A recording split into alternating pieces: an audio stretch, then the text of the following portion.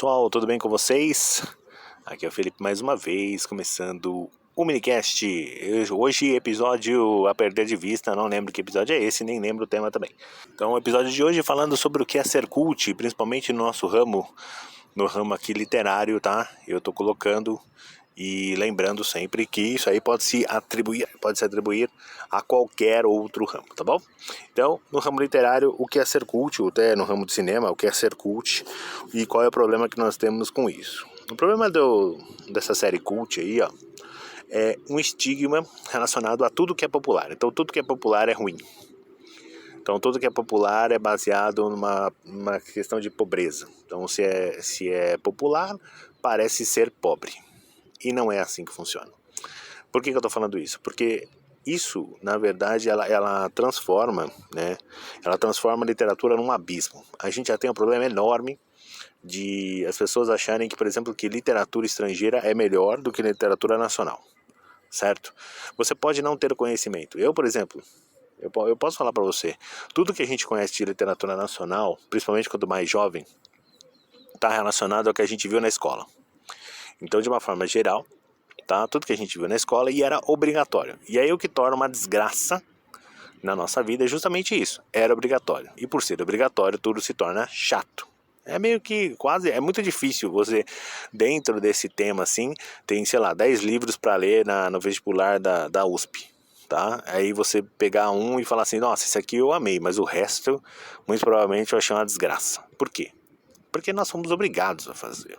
Então e esse contato com literatura nacional gera uma perspectiva até negativa sobre isso, que é justamente o quê? As pessoas acham que é ruim, as pessoas acham que é obrigatório, por ser obrigatório tem que ser ruim.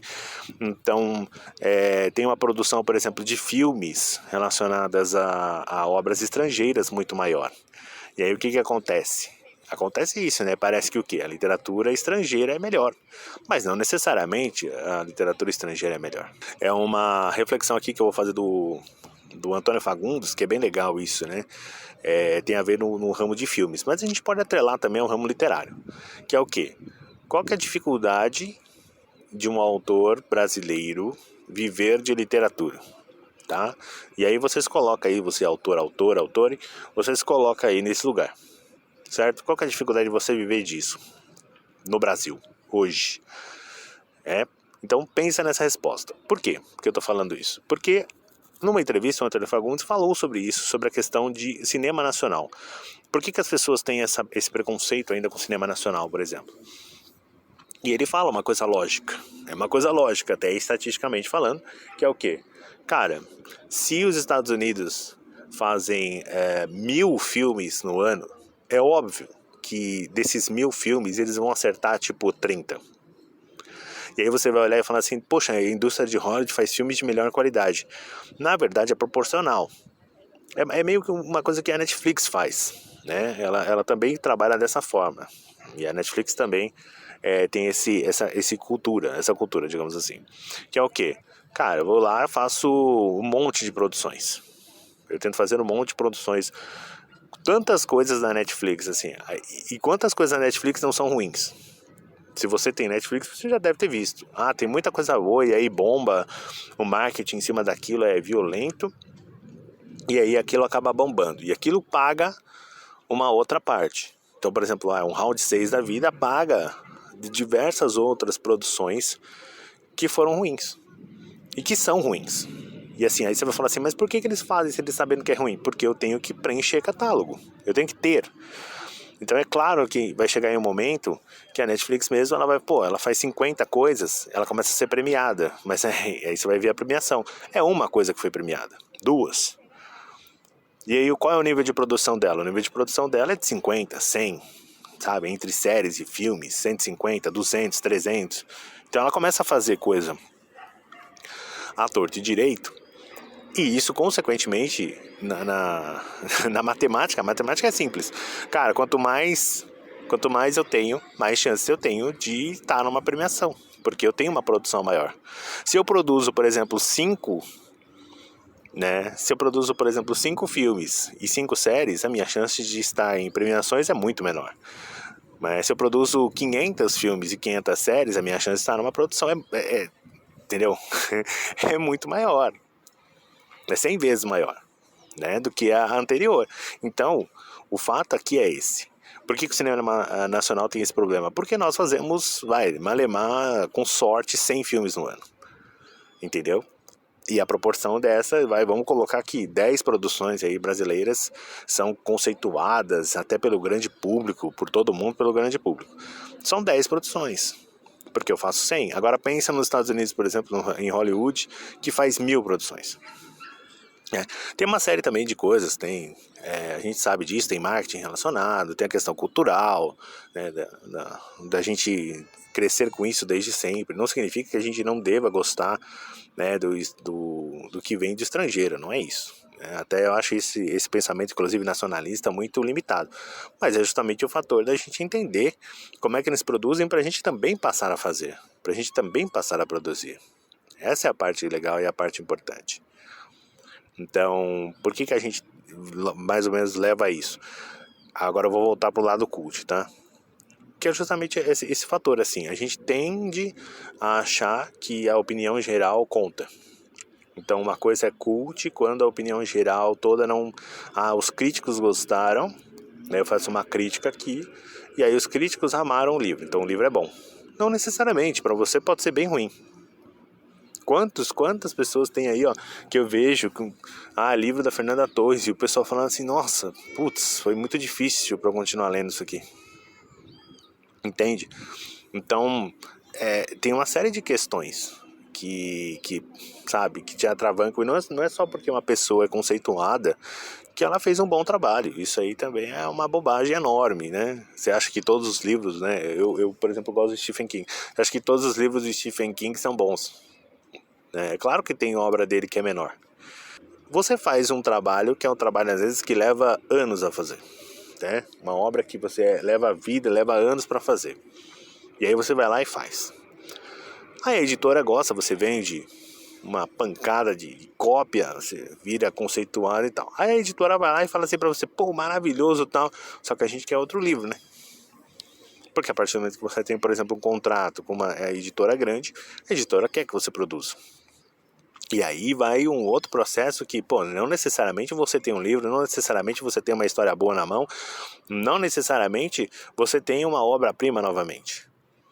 É uma questão também de você fazer, é o que a gente é instruído a fazer sempre, né? Escrever bastante pra gente, de 100 textos que eu tenho, algum deles vai prestar. Então, aí é que tá o ponto. Então, se eu tenho essa produção maior, consequentemente eu tenho mais chances. Mas eu também tenho chances de sair com um monte de bobagem. Então, não necessariamente um autor conceituado vai fazer só obras boas. Então essa coisa do cult, ela já cai por terra, né?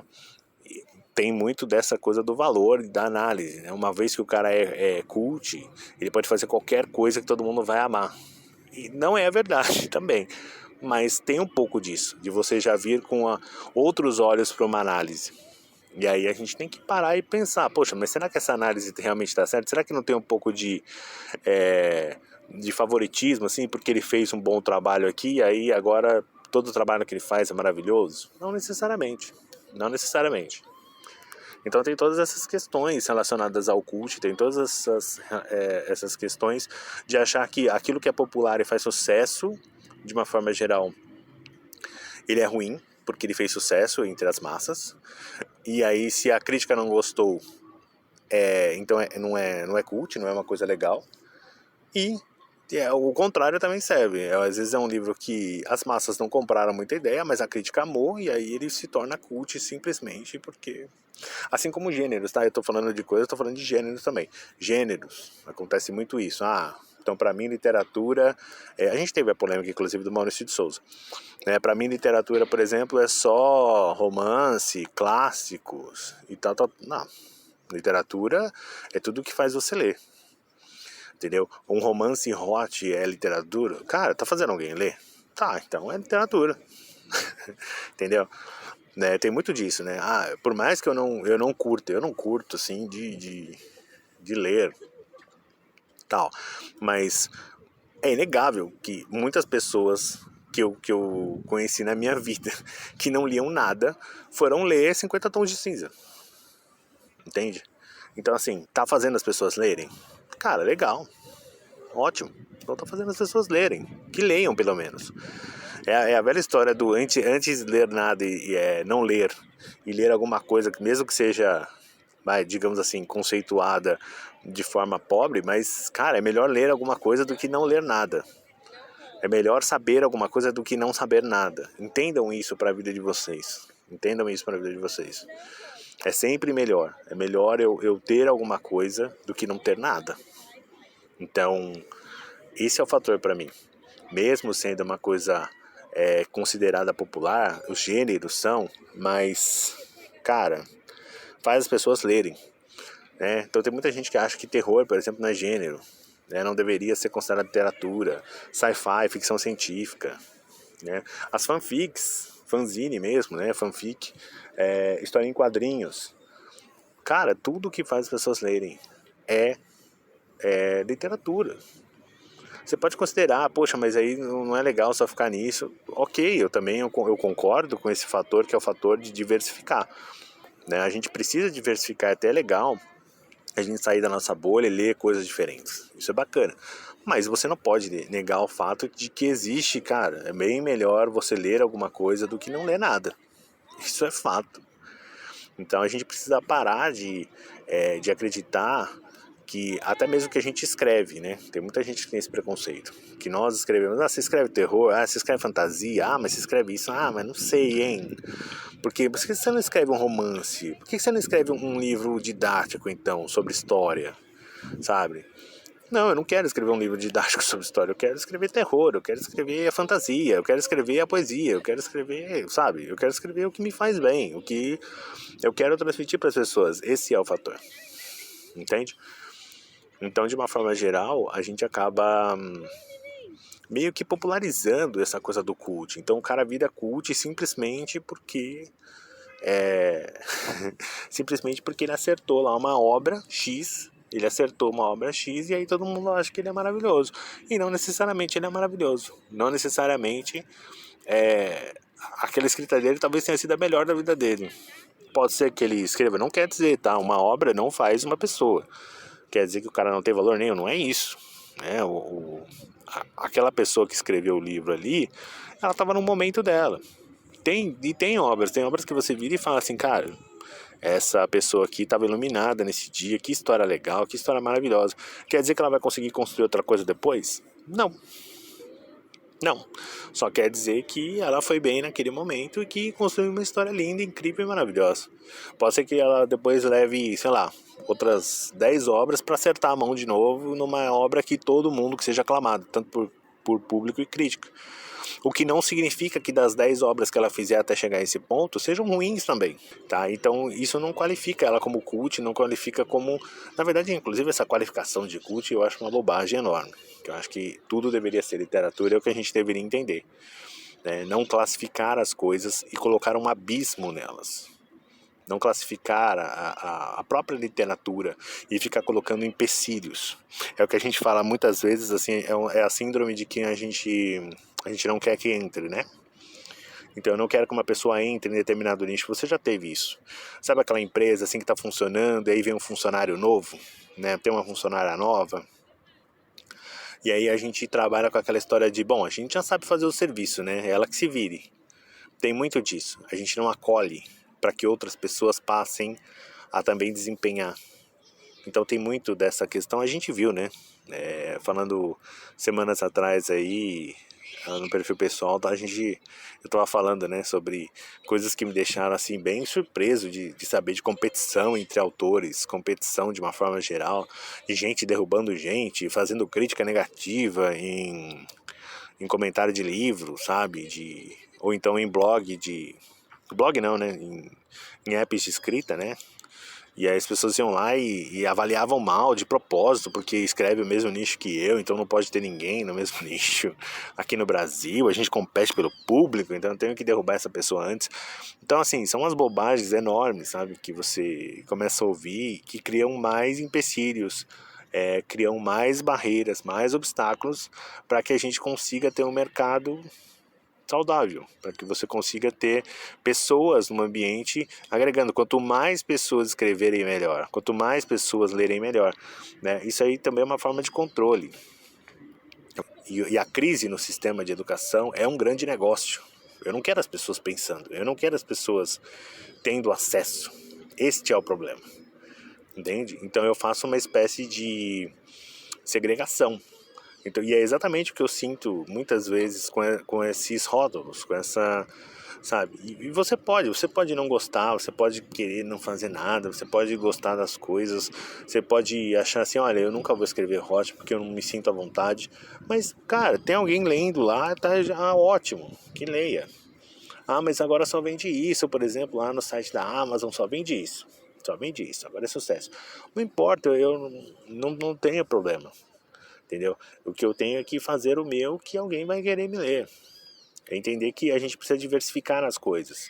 Talvez seja exatamente isso. Poxa, tem 50 romances lá, tem mais de 150 romances hot lá na Amazon. Poxa, eu vou colocar então o meu lá que é de terror, que aí as pessoas provavelmente vão ler, porque é uma coisa diferente. Chega um momento que a gente tem que entender isso. Por mais que as pessoas gostem de um determinado nicho, elas cansam. E a gente precisa continuar produzindo com diversidade justamente para isso. Eu não preciso falar só de temas, eu preciso que mais pessoas escrevam. A diversidade está também nisso daí. Mais pessoas escrevam. Quanto mais pessoas escreverem, melhor a gente vai ter a diversidade, porque as pessoas têm visões diferentes de mundo. Consequentemente, a gente vai ter uma produção melhor. Essa é a questão. É isso que pega para mim. Então, se a gente fizer isso, eu tenho certeza absoluta, a gente vai conseguir melhorar tanto em produção quanto em qualidade e principalmente instigar as pessoas a produzirem também. Eu acho que esse é o ponto principal, é instigar as pessoas a produzirem também. Nós precisamos de mais autores, nós precisamos de mais produção, então eu não posso criar barreiras que vão já desanimar uma pessoa, falar assim, isso aqui que você faz é uma droga, isso aqui não é literatura, sai daqui. Não, é o contrário, eu tenho que manter justamente isso para que as pessoas continuem produzindo, para que as pessoas continuem fazendo, eu tenho que incentivá-las. Não, vai lá, faz porque, mas eu vi que ninguém faz isso, então faz, é melhor ainda, faz porque não tem isso. Então as pessoas podem descobrir isso daqui e acabar gostando. Então faça, exatamente o ponto. Continue fazendo onde as pessoas não estão fazendo. A Amazon só vende hot agora, não tem problema. Eu vou lá e vou colocar o meu de terror lá. Mas agora tem terror hot, não tem problema. Vou colocar o terror tradicional. Algum momento alguém vai querer ler. Algum momento alguém vai sair daquele nicho e vai falar assim, olha, eu tô cansado um pouco de ler só sobre isso, eu acho que eu quero dar uma variada. E aí, frequentemente isso vai acontecer. Por mais que você tenha um gênero, sempre tem alguma coisa que vai fugir disso. E aí você vai se sentir bem porque você vai ter produzido justamente essa coisa. A gente precisa de diversidade e a diversidade só vem se a gente entender que tem espaço para todo mundo, né? Tem público para todo mundo e principalmente é necessário que mais pessoas estejam produzindo, tá bom? Então fiquem bem aí, essa foi a reflexão mais longa, por isso que ela vai estar aqui no YouTube agora, a partir de agora no YouTube e não mais no Instagram, tá? Fica mais fácil até para editar também, tá bom? Então eu espero que vocês fiquem bem e a gente se vê no próximo minicast. Tchau!